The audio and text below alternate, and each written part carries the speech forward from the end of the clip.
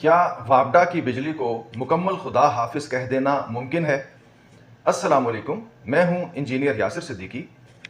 बहुत से व्यूअर्स ने मुझसे ये सवाल पूछा है कि रोज़ बरोज़ ये जो मुख्तलिफ इलेक्ट्रिक सप्लाई कंपनियों के नोटिस आ रहे हैं और उनमें से बेशतर नोटिस बिला वजह होते हैं, जिनका कोई वाज़ेह सबब नहीं होता और लोगों को परेशानी में मुब्तला किया जाता है।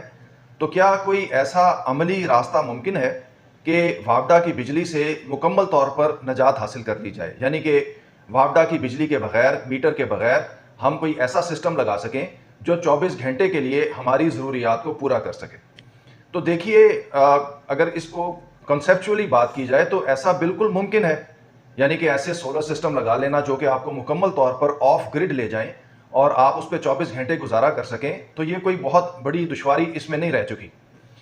आप देखिए कि मसलन सर्दी के मौसम में जबकि आपका डोमेस्टिक लोड बहुत कम हो जाता है, तो उन दिनों में तो बड़ी आसानी से ये मुमकिन है, क्योंकि पंखे भी नहीं चल रहे होते, कूलिंग का लोड भी नहीं होता।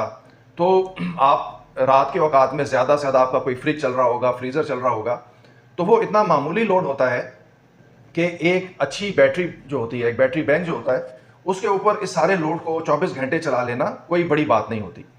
लेकिन गर्मियों के मौसम में चूंकि कूलिंग लोड बढ़ जाता है, हमारे पंखे चल पड़ते हैं और ख़ास तौर पर एयर कंडीशनर्स, डे टाइम में तो air conditioner directly solar system पे चल सकते हैं, लेकिन रात के औकात में मसला बनता है, क्योंकि बैटरियों के ऊपर एयर कंडीशनर्स को चलाना एक बहुत मुश्किल प्रोपोजिशन है, एक मुश्किल ऑप्शन है।